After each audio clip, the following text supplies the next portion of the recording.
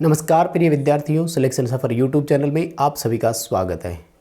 Rajasthan technician की भर्ती जिस पर कुछ इम्पोर्टेंट जानकारी और अपडेट आपको देंगे। ऑफिशियल सिलेबस जारी हो चुका है तो उसी पर सबसे ज़्यादा फोकस है कि क्या बस इतना ही पढ़ना है क्या, तो पॉइंट टू पॉइंट चर्चा करेंगे और भर्ती से जुड़े हुए एक छोटे छोटे जो बेसिक पॉइंट्स होते हैं जिनकी जानकारी होना आपको ज़रूरी है, यानी ओवरव्यू बोल दीजिए या रूपरेखा बोल दीजिए, वो आपको पता होनी चाहिए। बहुत सारे बच्चे हैं जो अभी भी कन्फ्यूजन में है और जो पिछली भर्ती को देख चुके हैं उनके मन में भी कई सारे सवाल हैं, तो एक एक करके पॉइंट टू पॉइंट चर्चा करेंगे।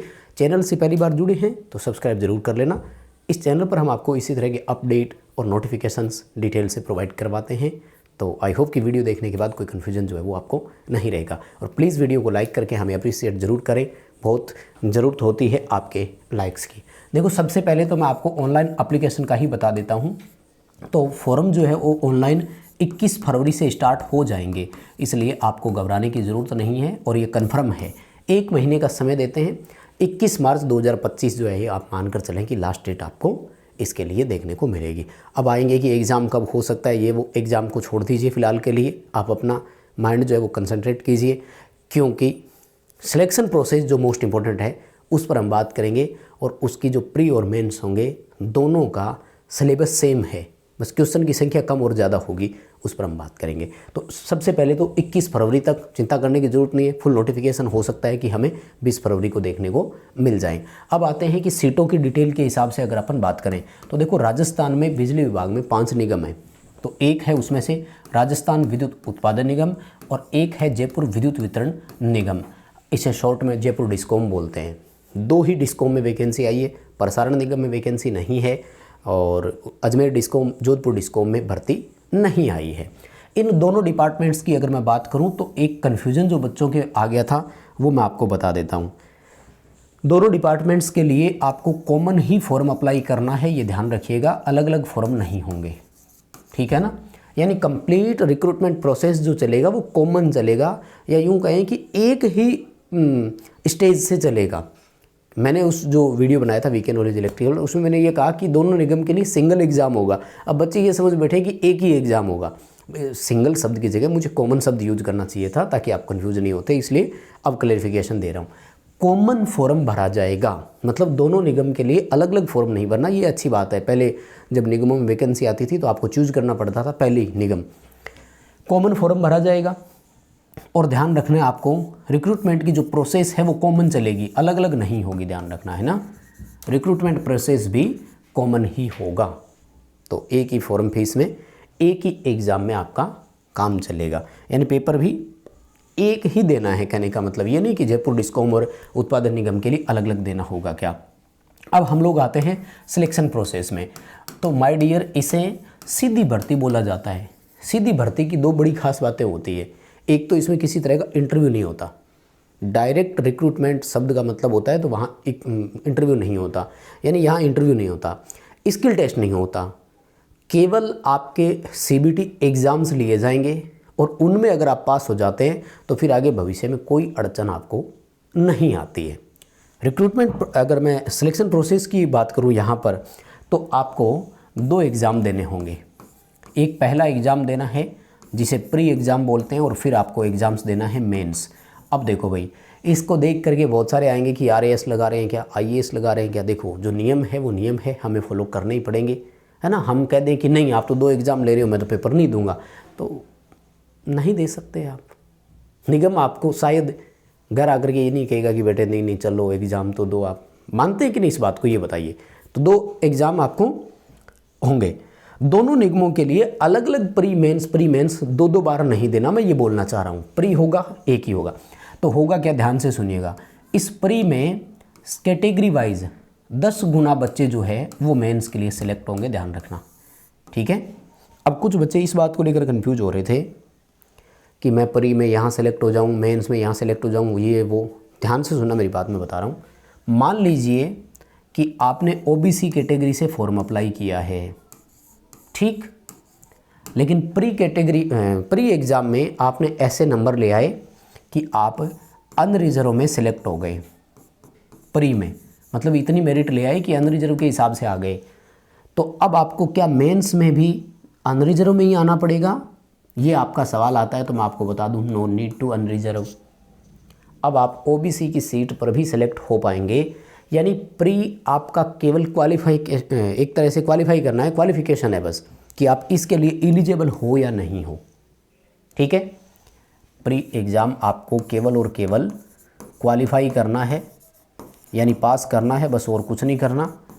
और मेंस जो है इससे आपकी फाइनल सिलेक्शन मेरिट बनेगी, यानी इम्पोर्टेंट रोल आपके मेंस एग्ज़ाम का ही रहने वाला है, प्री का रोल नहीं बचेगा।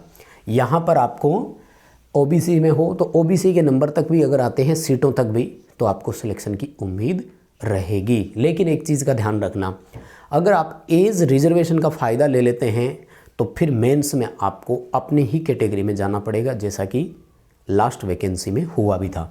तो पॉइंट क्लियर है सभी के, यानी आप रिजर्व कैटेगरी में है लेकिन प्री में अगर अनरिजर्व में आ जाते हैं तो भी मेंस में उसका कोई फ़र्क नहीं पड़ेगा। मेंस में आप अपनी कैटेगरी में भी जा सकते हैं और अच्छे नंबर लाएंगे तो भी है।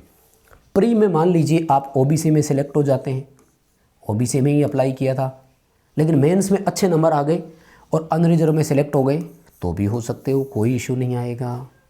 कोई वो इसका मेंस का और प्री का ये नहीं है कोई बाउंडेशन किसी भी तरह की, आपको बस 10 गुना के अंदर आना है। एग्जाम्पल मान लेते हैं, ओबीसी की मान लेते हैं कि 20 सीट आएगी, ठीक है, तो आप अगर ओबीसी में 10 गुना के हिसाब से 200 बच्चों में भी आ जाते हो तब भी ठीक है। और मान लेते हैं कि अनरिजर्व की 40 सीट आएगी तो 400 ये हो गए, 400 प्लस 200। अगर आप 400 अनरिजर्व में आते हो तब भी ठीक है, नहीं तो अपनी कैटेगरी में 200 बच्चों में शामिल हो तब भी आप यहाँ आ जाओगे। अब इसके बाद में मेंस में आ जाते हैं और बाकी आरक्षण व्यवस्था है तो उस पर मैंने पूरा वीडियो दिया हुआ है कि सिलेक्शन कैसे कैसे होता है। अब मैं आपको बताता हूँ कि प्री जो है उसमें आपका सिलेक्टिंग पॉइंट कैसे रहने वाला है या सिलेबस कैसे रहने वाला है। तो यहाँ पर जो नंबरों की बाइफर्गेशन है वो 5 भागों में की गई है। मोस्ट इम्पोर्टेंट और डोमिनेटिंग पार्ट आपका टेक्निकल रहेगा, 50 क्वेश्चन आएंगे, ठीक है ना। उसके बाद में सेकंड इम्पोर्टेंट पार्ट रहेगा राजस्थान जी के, इसके 35 क्वेश्चन आएंगे। तो कुल मिलाकर के 100 में से 85 का माल तो आपको यहीं से ही मिल गया। अब लगाओ दमखम, प्री एग्ज़ाम में 100 क्वेश्चन होंगे, 90 मिनट का समय मिलेगा आपको, कोई नेगेटिव मार्किंग नहीं होगी, ठीक है ना। और जैसा कि पहले देते आए हैं, जब राजस्थान में नेगेटिव मार्किंग नहीं होती है तो प्रत्येक क्वेश्चन के पीछे 5-5 ऑप्शंस दिए जाते हैं और पांचों ऑप्शन सेलेक्ट करने वाले होंगे वो है जो आजकल अधीनस्थ बोर्ड 5वां ऑप्शन दे रहा है अनुत्तरित वाला, कि मैं इस क्वेश्चन को नहीं कर रहा हूँ, वो वाला नहीं। 5 ऑप्शन सेलेक्ट करने वालों में से ही होते हैं। लाइक किसी सीरीज सर्किट में वोल्टेज का आपसे सवाल पूछा और आंसर वोल्ट है तो वो आपको 5 ऑप्शन देंगे, 2 volt, 3 volt, 4 volt, 5 volt, 6 volt, ऐसे 5 ऑप्शन देंगे। अनुत्तरित वाला नहीं कि मैं क्वेश्चन को स्किप कर रहा हूँ, वो 5वां विकल्प नहीं, ये वाला देते हैं, ठीक है। तो 50 क्वेश्चन और 35 क्वेश्चन। उसके बाद में इन्होंने जो कंबाइंड क्वेश्चन आपको बताया है ना, वो बताया है मैथ एंड साइंस। इसका बाइफर्गेशन नहीं किया है यहाँ पर, और 10 क्वेश्चन देंगे ये बोला है इन्होंने, ठीक है, मैथ और साइंस के बाद में। और उसके बाद में इंडिया और वर्ल्ड का जीके आएगा, ठीक है ना, इंडिया एंड वर्ल्ड जीके। तो ये आपके आएंगे 5 क्वेश्चन। हो गए क्या 100 क्वेश्चन, 45, 50, हाँ ठीक है। तो ये टोटल आपके 100 क्वेश्चन आएंगे। क्लियर है फंडा सबका। अब आ जाते हैं मेंस में। तो मेंस जो आपका एग्ज़ाम है इसमें पहली बात तो ये कि टोटल क्वेश्चन 150 होंगे, टोटल समय 120 मिनट का ही होगा, यानी यहाँ 30 क्वेश्चन आपको ज़्यादा मिलेंगे और लगभग 50 सेकंड के आसपास एक क्वेश्चन को अटेम्प्ट करने का समय मिलेगा, जिसके लिए आपको बहुत मेहनत करनी पड़ेगी। इस बार इन्होंने क्लियर कर दिया है कि हम लोग यहाँ नेगेटिव मार्किंग रखेंगे। कितनी नेगेटिव मार्किंग होगी वो अभी मेंशन नहीं किया, लेकिन हम लोग अनुमान लगा सकते हैं कि 1/4 ही रखेंगे, इससे ज़्यादा तो नहीं हो सकती, ठीक है ना, अनुमानित होगी, अनुमानित, ठीक है। यानी अंदाज़ा लगा रहे हैं हम लोग कि 1/4 नेगेटिव मार्किंग वो रख सकते हैं। अब यहाँ पर जो आपके 150 क्वेश्चन आएंगे उनमें क्या रहने वाला है, तो चीज़ें तो वही है, यानी सिलेबस तो सेम है, लेकिन एक तो नंबर ऑफ क्वेश्चंस बढ़ा दिए टेक्निकल के, जो पहले 50 थे वो अब 100 होंगे यहाँ पर, यानी प्री में जो 50 थे वो 100 क्वेश्चन हो गए। तो उतना ही सिलेबस पढ़ा, वही कंटिन्यू तैयारी करनी थी और 50 क्वेश्चन ज़्यादा आएंगे उसमें से, मतलब इतना पढ़ा, पहले 50 क्वेश्चन थे, अब इतने में से ही 100 क्वेश्चन आएंगे। तो कुल मिलाकर के ये आपका डोमिनेटिंग हिस्सा हो गया, मजबूत हिस्सा हो गया। राजस्थान जीके का जो आपने पढ़ रखा था वही वाला है, लेकिन यहाँ 5 क्वेश्चन कम कर दिए, 30 ही आएंगे। इंडिया और वर्ल्ड जीके के 5 क्वेश्चन बढ़ा दिए, जो कि पहले आपका 5 क्वेश्चन थे वो 10 आएंगे। मैथ और साइंस का पहले बाइफर्गेशन नहीं था, इस बार बाइफर्गेशन कर दिया, ये दोनों 5-5 क्वेश्चन होंगे, यानी प्री में मैथ और साइंस दोनों में से किसी एक के 8 और किसी के 2 हो सकते थे, लेकिन यहाँ दोनों के 5-5 होंगे, ये कन्फर्म है। तो ये है माय डियर आपकी अभी तक की पूरी सिलेक्शन प्रोसेस की। अब मैं आपको ले चलता हूँ ऑफिशियल सिलेबस की तरफ भाई। तो ये देखो ऑफिशियल सिलेबस जो इन्होंने अनाउंस किया है। हालांकि एक बात अभी भी है, ये TWSR जो होते हैं ना, टेक्निकल वर्कमैन सर्विस रेगुलेशन, वहाँ पे जब संशोधन किया गया ना, वो नोटिफिकेशन है। हमारे एडवर्टीजमेंट में क्या लिखा हुआ आता है, ये कन्फर्म है कि जितना एडवर्टीजमेंट में लिखा हुआ आएगा एग्जाम में उतने ही क्वेश्चन आएंगे, जो टॉपिक मेंशन नहीं है उसका नहीं आता है। यहाँ इन्होंने मेंशन किए हैं, वैसे तो सारे ही कर दिए, लेकिन फिर भी कुछ चीज़ें ऐसी है जो हमें देखना है और वो फिर आप छोड़ भी सकते हैं। तो सबसे पहले फंडामेंटल ऑफ इलेक्ट्रिसिटी आएगा, यानी मौलिक विद्युत बोलते हैं, इसमें हमारा बेसिक इंट्रोडक्शन सारा आ जाएगा। उसके बाद में चालक, अचालक और अर्धचालक, इनके गुण और उनसे संबंधित सवाल, types of wire and cable और स्टैंडर्ड वायर गेज जो है उनसे जुड़े हुए सवाल, ओम का नियम, डीसी के सीरीज पैरेलल सर्किट, किरचॉफ के नियम और डिजिटल एम्पीयर वोल्टमीटर कैसे काम करते हैं, प्रोटेक्टिव डिवाइस, फ्यूज और उनके प्रकार, अर्थिंग, लेड एसिड सेल, उसके सामान्य दोष, निकल आयरन सेल, ये इस तरह के टॉपिक्स इसमें रहेंगे। और जो बैटरी है उसकी कैपेसिटी किस में होगी, सेल की एफिशिएंसी किस में होगी। और उसके बाद में चुंबक वाला चैप्टर है, तो उसमें कुछ भी छोड़ना नहीं है, फिर सारा ही पढ़ना है। मैग्नेट नाम दे दिया ना तो फिर सारा ही आएगा। और पेरा, डाया, फेरो, वो तीनों उसके प्रकार जो है वो आ जाएंगे सारे। और उसके बाद में इलेक्ट्रोमैग्नेट भी आ जाएगा, डीसी मोटर और डीसी जनरेटर। ठीक है, पूरा इन्होंने क्लियर कर दिया है, मतलब डीसी मशीन पढ़ना ही है हर हालत में। और उसके बाद में वायरिंग आपको कंप्लीट पढ़ना है, डोमेस्टिक वायरिंग, इंडस्ट्रियल वायरिंग सारा पढ़ना है। अर्थिंग आएगी, अर्थिंग पूरा कंप्लीट पढ़ना है, सवाल आएंगे उसके। और एसी डीसी दोनों में आपस में तुलना, फंडामेंटल एसी पूरा आएगा आपका, ठीक है ना। अल्टरनेटिंग करंट, उससे जुड़ी हुई परिभाषाएँ, जैसे फ्रीक्वेंसी क्या है, तात्कालिक मान क्या है, आरएमएस मान, औसत मान, पीक फैक्टर, लोड फैक्टर, ये सब आ जाएंगे। फॉर्म फैक्टर, ठीक है। साइन वेव, फेज, इन फेज, लेगिंग, लीडिंग राशियाँ वो सब आएंगे। और RLC, RXL, XC उनकी पूरी डिटेल आ जाएगी।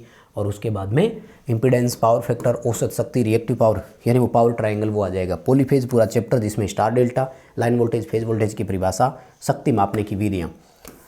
फिर अल्टरनेटर पूरा आएगा। कुल मिलाकर के चैप्टर सारे ही है, मुझे नहीं लगता कि कुछ भी इन्होंने छोड़ा है क्या, ठीक है ना। अल्टरनेटर आ गया, अल्टरनेटर के बाद में ट्रांसफार्मर आ गया पूरा, और ट्रांसफार्मर के बाद में सिंगल फेज मोटर आ गई, देखो, ठीक है। सिंगल फेज मोटर के बाद में explanation of electrical measuring instrument आ गया आपका। 3 फेज मोटर का कहीं जिक्र हुआ है क्या, कोई बात नहीं, देखते हैं, अगर नहीं है तो भी आएगा ज़रूर। और कंड्यूट वायरिंग के सवाल इसमें से आएंगे, क्वेश्चन पूछेंगे। AC/DC वाइंडिंग दोनों आएगी। इंडक्शन मोटर ये रहा, तो ये 3 फेज वाली मोटर इसमें आ गई है, ठीक है ना। और सर्किट ब्रेकर ये आएगा। तड़ित चालक, लाइटिंग अरेस्टर जिसको बोलते हैं, उसके सवाल आएंगे। और कौन सा है, आर्क कंट्रोलिंग डिवाइसेस, ये वाला एक टॉपिक मुझे लगता है नया जोड़ दिया है इन्होंने, पहले शायद आपने नहीं पढ़ा था, थोड़ा ध्यान दीजिएगा इन पर, ठीक है ना। मिनिएचर रिले जो है वो आएगी। और उसके बाद में बेसिक जो इलेक्ट्रॉनिक्स होता है वो पूरा आएगा, अच्छे से पढ़ना है। PN junction, diode, reverse bias, forward bias, rectifier तीनों आएंगे। LED के सवाल आएंगे, सोलर सेल का आएगा, फिल्टर का आएगा, एक्टिव पैसिव सारे फिल्टर आएंगे। ओसिलोस्कोप यानी CRO से जुड़े हुए सवाल आएंगे। और ट्रांजिस्टर आएगा, ट्रांजिस्टर में मोस्टली BJT के सवाल पूछते हैं, ये ध्यान रखना, ज़्यादा नहीं पूछते हैं। बाइसिंग में से क्वेश्चन आएंगे। और मेगर तो ये तो मीटर वाले में पढ़ ही लेते हैं अपन लोग, छोड़ते ही नहीं है। अर्थ रेजिस्टेंस भी अर्थ टेस्ट में आ जाएगा। हाँ, स्विचों के विभिन्न प्रकार और स्विच गियर एक अलग सिस्टम होता है जिसमें पैनल मॉड्यूल वो आते हैं, मैं उस पर अलग से चर्चा करूँगा। और उसके बाद में ओवरहेड बस बार, साइड बस बार और ओवरहेड डिस्ट्रीब्यूशन सिस्टम। तो अब इन्होंने डिस्ट्रीब्यूशन लिखा है तो जनरेशन भी साथ में ही आएगा, आपको ध्यान रखना है, ट्रांसमिशन भी आएगा। तो चैप्टर सारे ही हो गए ना। रेक्टिफायर आ गया, इसलिए कन्वर्टर में से भी क्वेश्चन आ जाएंगे। तो कुल मिलाकर वही चीज़ें जो हम लोग पढ़ते आए हैं। एक नाम इन्होंने मेंशन नहीं किया, वो है डिजिटल इलेक्ट्रॉनिक्स का, लेकिन उसमें भी बेसिक क्वेश्चन तो फिर भी पूछेंगे, बाइनरी और इनके जो सवाल होते हैं ना वो। तो नॉर्मल वही जो टेक्निकल आप पढ़ते आए हैं बस उतना ही पढ़ना है, एक्स्ट्रा कुछ भी चीज़ नहीं जुड़ी है। बाकी हम आपको रेगुलर यूट्यूब पर क्लास दे ही रहे हैं वीके नॉलेज इलेक्ट्रिकल चैनल पर, तो उसको भी सब्सक्राइब जरूर कीजिएगा। अपडेट इतना ही था, बहुत धन्यवाद।